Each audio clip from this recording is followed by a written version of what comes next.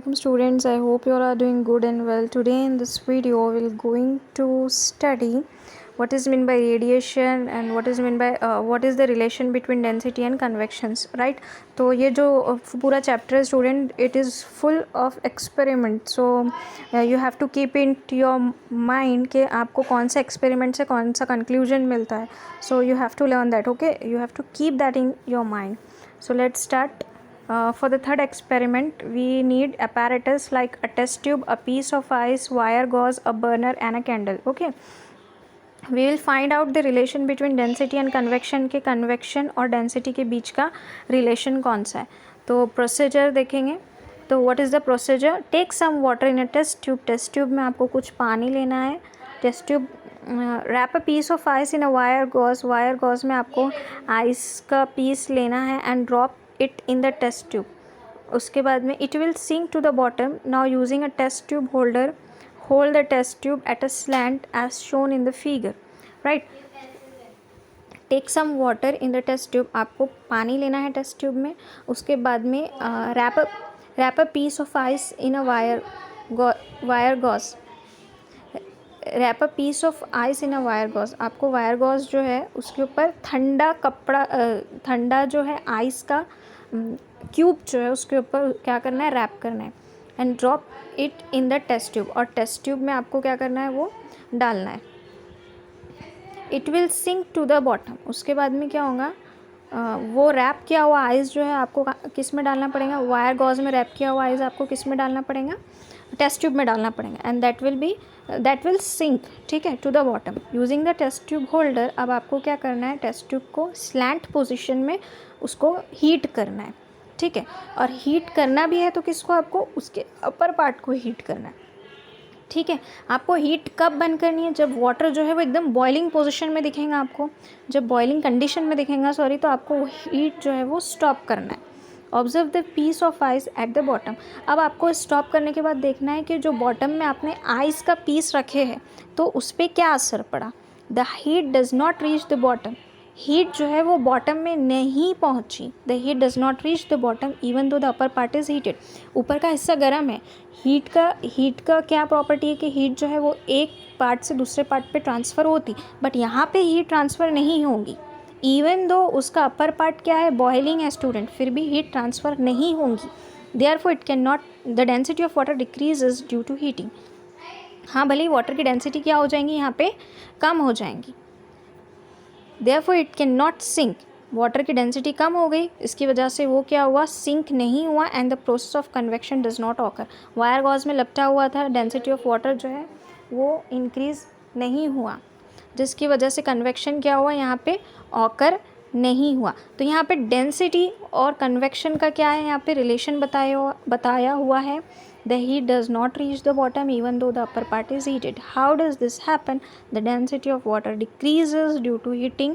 Density of water क्या हो गई, वहाँ पे वाटर की जो डेंसिटी है, जो भारीपना है वाटर का, वो क्या हो गया, वहाँ पे कम हो गया, डिक्रीज़ हो गया. Therefore it can not sink, जिसकी वजह से जो है जो वायर गॉज है, आइस जो है वो क्या हुआ, उसके अंदर सिंक नहीं हो सका, उसके अंदर सिंक नहीं हो सका. And the process of convection does not occur, जिसकी वजह से कन्वेक्शन का प्रोसेस उसके अंदर नहीं हुआ. ठीक है, now look at the next procedure, that is all about radiation. Light a candle and stand it upright. Okay, hold your hand on its two sided at some distance from the candle.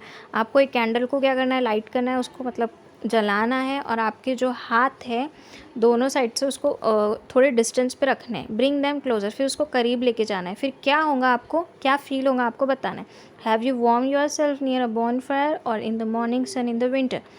अगर आप, यहाँ पे question है कि अगर आप एक बॉन fire के करीब गए तो आपकी बॉडी वार्म होगी, या फिर आप मॉर्निंग सन के अंदर रहेंगे तो आपकी बॉडी वार्म होगी.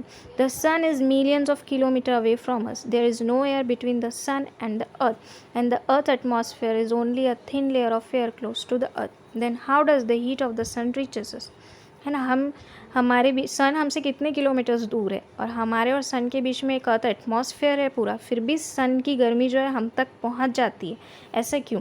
This heat is transfer in the absence of any medium. क्योंकि ये जो हीट है ये ट्रांसफ़र होती है मीडियम मीडियम की एब्सेंस में, ठीक है, मीडियम इसके बीच में नहीं है, इसकी वजह से जो हीट है वो क्या होती है, ट्रांसफ़र होती है। हमारे और सन के बीच में कोई सॉलिड मीडियम है जिसमें से हीट ट्रांसफ़र नहीं होगी, नहीं है ना, कोई लिक्विड नहीं है, कोई ऐसा मीडियम नहीं है जिसकी वजह से सन की जो हीट है वो रुक जाए, तो इसकी वजह से सन की जो हीट है वो हम तक ईजिली पहुंच सकती है। The transfer of heat that takes place in this way without a medium is called radiation. ऐसे हीट का ट्रांसफ़र होना without a medium is called radiation, उसको हम क्या बोलेंगे, radiation. In the two example above heat reaches is mainly by radiation. और ये दो एग्जाम्पल की वजह से हीट हम तक कैसे पहुंचती है, रेडिएशन के थ्रू पहुंचती है। Now look at it, a wonder of science. Radiation of heat takes place from many objects in nature such as trees, mountains, stone and roads. इनमें से भी radiation transfer होती है. A camera has been developed which uses these radiation to make our surrounding visible at night. Camera के पास में एक ऐसी quality होती है कि जो हमारा सराउंडिंग है even in night it can be visible. It is called as infrared camera, और उसको हम क्या बोलेंगे, infrared camera. Using this camera it is possible to keep a watch on the movement of enemy during the night. रात के वक्त अगर कोई एनिमी का मूवमेंट हो या फिर रात के वक्त कोई भी जानवर का मूवमेंट हमको ईजिली कैप्चर करके आ सकता है due to this. And what is that particular property of that camera, it is infrared camera, ठीक है. इंफ्रारेड भी एक रेडिएशन का ही नाम है. When heat rays fall on an object, a part of heat is absorbed by the object and part of it is reflected. जब heat कोई object पे पड़ती है तो ऑब्जेक्ट का कुछ हिस्सा जो है, a part of heat is absorb by the object. Object उस हीट के कुछ हिस्से के एब्जॉर्ब करता है और कुछ हिस्से को रिफ्लेक्ट करता है. रिफ्लेक्ट मतलब वापस भेजना. The ability of a substance to absorb heat radiation depend on its colour. और ये किस पे डिपेंड करता है स्टूडेंट, उसके कलर पे और उसकी इंट्रिंसिक प्रॉपर्टी, ठीक है, उसकी क्या क्या प्रॉपर्टी, उसकी क्या खासियत है, उस पर डिपेंड करता है. Now look at the next page. Here it is given an another experiment that is about, okay, let's study what is all about. Now apparatus, what you need, 2 aluminum tins of the same size, 2 small glasses, water, thermometer, black paint etc. ये सब चीज़ें आपको लगेंगी. Now what is the procedure? Paint the outer surface of one tin with black paint. एक tin लेना है आपको, उसका पूरा आउटर सरफेस आपको ब्लैक पेंट से पेंट करना है. एंड लेट इट ड्राई, उसको सूखने देना है. Then in both tins place 1 glass each filled with water at the same temperature. ठीक है. फिर उसके अंदर आपको ग्लास रखना है और दोनों को पानी से भर देना है और दोनों को सेम टेम्परेचर पे रखना है. Cover the tin with lids से वो टिन को, वो डब्बे को जो है वो कवर करना है. Keep them in sun for 2 hours, 2 घंटे तक वो सन में रखेंगे आप. Now measure the temperature of water in the glasses in the 2 tins. What is the reason for difference in the temperature. ठीक है. एक सिंपल टिन है और एक टिन जो है वो कैसा है, ब्लैक पेंट से कवर है. दोनों में हमने क्या किए, पानी का ग्लास भर के रखे हुए हैं. दोनों को हमने सनलाइट के अंदर रख दी. कितने घंटे के लिए, 2 घंटे के लिए. अब आप क्या ऑब्जॉर्व करेंगे और उसका रीज़न क्या है तो आपको बताना है. Good and bad conductor of heat. Place a steel spoon, a copper strip और रॉड. अब गुड और बैड कंडक्टर ऑफ हीट हम लोग कैसे आइडेंटिफाई करेंगे. तो आपको एक ऑब्जर्वेशन टेबल दिया हुआ है. You have to perform that experiment and complete that observation table. Now what inference will you draw from this.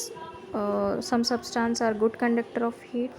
So good और बैड कंडक्टर ऑफ हीट का हम लोग पढ़ेंगे कैसे है. A place a steel spoon, a copper strip और rod, a divider from your compass box, pencil and a plastic rubber in a glass beaker. ये सब चीज़ों को आपको ग्लास बीकर में रखना है. Pour hot water into the beaker. Beaker में आपको गर्म पानी डालना है, थोड़ी देर रुकना है और फिर उसके जो बाहर का हिस्सा है आपको उसको टच करके देखना है. Record your observation. आपको क्या लगेगा, वो गर्म हो जाएगा ऑब्वियसली. व्हाट इन्फ्रेंस, अब आपको इससे क्या सीखने को मिलता है, क्या देखने को मिलता है. तो some substance are good conductor of heat while some are bad conductor of heat. कुछ सब्सटेंस ऐसे है जो गुड कंडक्टर ऑफ हीट और कुछ ऐसे है जो बैड कंडक्टर ऑफ हीट है. Heat is easily conducted through a copper strip और पॉट. कॉपर के स्ट्रिप से हीट जो है वो ईजिली कंडक्ट होंगी, but not through a plastic. Plastic और वुड में से हीट कभी कंडक्ट नहीं होंगी because they are bad conductor of heat. We can hold a glass tumbler or china cup full of hot tea easily in our hand, but not so a steel or copper cup if the same tea is poured into them. सही बात है. हम जब glass tumbler और China cup, जो bone China के हमारे cups होते हैं, उसके अंदर हम चाय वगैरह या गर्म चीज़ रखते हैं तो हम उसको बहुत देर तक पकड़ के रख सकते हैं, क्योंकि उसके अंदर से हीट ट्रांसफ़र नहीं होती। Why? Because they are bad conductor of heat, है ना। और ऐसी चीज़ जिसमें से हीट ट्रांसफ़र हो जाएंगी, they are good conductor of heat. जैसे क्या होता है, कौन सा होता है कप, जैसे स्टील और कॉपर कप है ना, वो गुड कंडक्टर ऑफ हीट है, उसमें से हीट जो है इजीली ट्रांसफ़र हो जाएंगी। तो ऐसे कप को हम ज़्यादा देर तक पकड़ के नहीं रख सकते ना। स्टील के कप में चाय नहीं पीते हम कभी।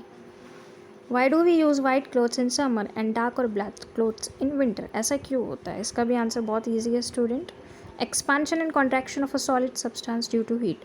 अब हीट की वजह से एक्सपांड होना, फैलना, कॉन्ट्रैक्शन, कम होना सॉलिड सब्सटेंस का। Let's see, look at that apparatus। आपको एक मेटल रिंग लगेंगी, एक मेटल बॉल लगेंगी और एक बर्नर लगेंगे। Now let's perform the activity. Take a metal ring and metal ball of such size that a ball just passes through the ring. आपको क्या करना है, मेटल रिंग लेना है, मेटल बॉल लेना है साइज़ का कि जो बॉल है वो रिंग में से चला जाए, ठीक है। Heat the ball and check whether it passes through the ring. अब आपको क्या करना है, बॉल को हीट करना है। क्या करना है आपको? हीट करना है। Now let the ball cool down. फिर आपको उसको ठंडा करना है और उसके बाद में देखना है कि पहले आपको उसको गर्म करना है, फिर उसको रिंग में डाल के देखना है कि वो उसके अंदर से जाता है कि नहीं। फिर उसके बाद आपको उसको ठंडा करना है, फिर देखना है कि वो रिंग में से जाता है कि नहीं। The boy experiment tells us that metal expand on heating. ये एक्सपेरिमेंट हमको ये बताता है कि मेटल जो है, अगर मेटल का बॉल है और मेटल की रिंग है, दोनों मेटल की है, तो मेटल जो है वो हीट होने के बाद में एक्सपांड होगा, फैलेगा। हीट होने के बाद क्या होगा, वो फैलेगा। And contract on cooling. और कम कब हो जाएगा, कॉन्ट्रैक्ट कब हो जाएगा, जब वो ठंडा हो जाएगा। Solid expand due to heat and come back to original state if heat is remove. Solid expand कब होगा, जब उसके अंदर हीट अब्जॉर्ब्ड हो जाएंगी। और वो कॉन्ट्रैक्ट कब होगा, जब उसके अंदर से हीट क्या हो जाएंगी, लूज़ हो जाएंगी। However the extent to which different solid expand is different. Okay, तो क्या होगा स्टूडेंट, जैसे ही आप बॉल को गर्म करेंगे और रिंग में डालेंगे तो वो बॉल रिंग में से नहीं जाएगा, और जैसे ही वो बॉल ठंडा हो जाएगा और आप उसको रिंग में डालेंगे तो वो बॉल रिंग में से पास हो जाएगा। इसका मतलब यही होता है कि बॉल हीट होने के बाद एक्सपांड हो गया और वो रिंग में से नहीं गया। और इसका सेकंड का मतलब क्या होगा कि बॉल जब ठंडा किया गया तो उसकी जो वो कॉन्ट्रैक्ट हो गया और वो रिंग में से ईजिली पास हो गया। So this was the experiment, right, for expansion and contraction. So I hope you all get my points clear. In this way we have completed half chapter, right? In the next video I'll going to provide you in the next video we'll going to complete this chapter. Okay, so thanks for watching and Allah Hafiz.